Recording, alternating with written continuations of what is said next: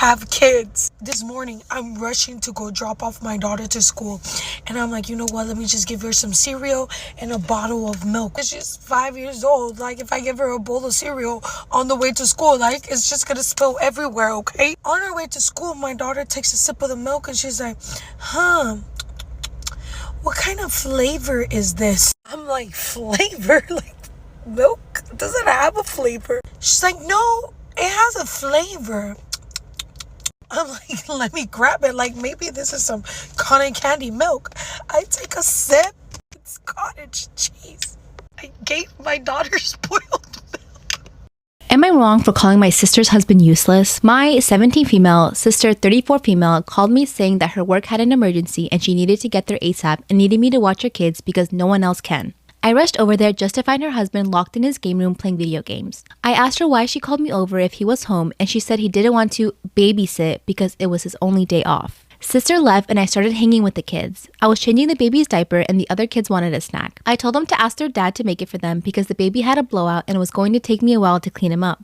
Well, their dad sent them back upstairs and told them to ask me again. After cleaning the baby up, I made the kids a snack and their dad came out to eat and told me not to let the kids interrupt him on his day off. By the way, he works part-time from home 6 days a week. I kind of snapped at him and told him it was my day off too and that he's a useless father and husband if his wife has to rely on her teenage sister rather than her own husband. He started telling me I was disrespectful and didn't understand how hard parenting is. And I told him he clearly doesn't understand how hard it is either since he considers parenting his own children babysitting. He ended up kicking me out and apparently my sister was forced to come home because he told her she needed to figure it out since I'm her sister. I feel like I may have been because my sister is mad at me, her husband is mad at me, my mom is mad at me for causing drama, but my dad thinks it's funny and agrees with me. I definitely didn't need to call him names, but I just hate this guy so much. We have argued about things in the past as well, so we already don't have a great relationship. My sister is saying I need to apologize to him and he is threatening to never let me in the kids' lives if I keep disrespecting him. For everyone that has asked, no, he does not take care of the kids normally. My sister takes them to daycare during the day and then picks them up on her way home. She is the breadwinner and primary caretaker. Also, I got a few questions of, does she pay you? Not exactly, but she will randomly take me on expensive shopping sprees and will regularly buy things from my Amazon wishlist instead. When I thought I was gonna have a daughter, I thought I was gonna have a psychic, a little mini-me. Like, my rider died. But this human right here thrives off of exposing me. We were at the mall and I went to the restroom. And usually I don't be taking no dumps in the restroom, you know, public restrooms. I don't feel comfortable doing that. But today I could not hold it. I couldn't hold it. So I take her in with me to like disguise the fact that I'm gonna take a really long time.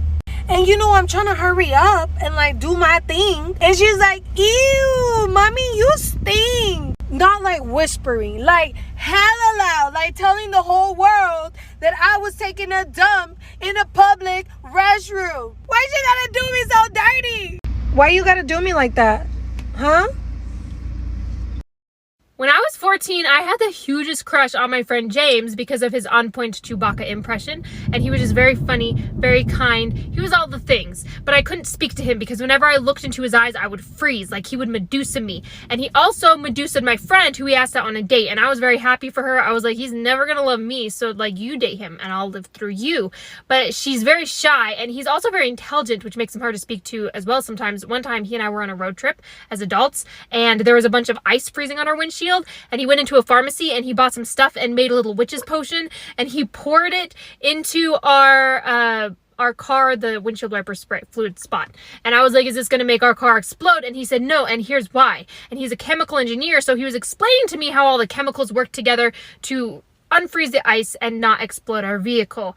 But he was using all these sciencey words and I was just nodding and smiling like, you know, you're really cute, but I don't know what you're saying. So he took my friend on this date and he was carrying the conversation the whole time because she was too scared to speak, and he was cutting the bread. They were having a picnic on the beach and he was making this ASMR sound with the knife because there were nobody was talking, and he said, well, this is awkward.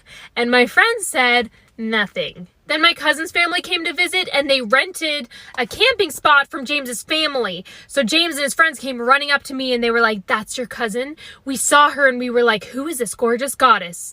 And I was like, yep, that's her. That's so great that you think that. Because at this point I was annoyed. I was like, really? You'll date my friend who's also rendered mute in your presence, and you'll date someone genetically similar to me, but you won't. What?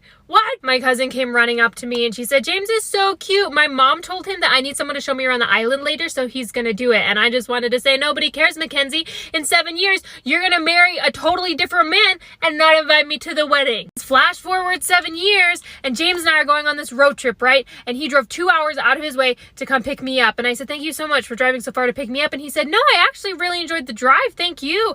Let me tell you something though. I dated a girl from down here once and I would never do it again because 2 hours doesn't seem like a long distance relationship, but it is. Could never date a girl from here again. And I was like, cool, thanks for the hint. And then he proceeded to kill me softly on this 30-hour road trip by buying me tacos and duetting Total Eclipse of the Heart with me and making me laugh so hard that I was snorting, which the only other time I've laughed so hard that I snorted was never. We listened to Taylor Swift for 2 hours and at no point did he say, can we listen to something that's not Taylor Swift? And we started sharing bad dating stories. He told me about this bad experience getting rejected for a kiss and I was like, who don't want to kiss you? You're so hot. But I didn't say that. I kept it all inside. And then he was like, I'm just done dating. I want to get married. It's too tough, you know? And I was like, I volunteer as tribute. I've been here the whole time.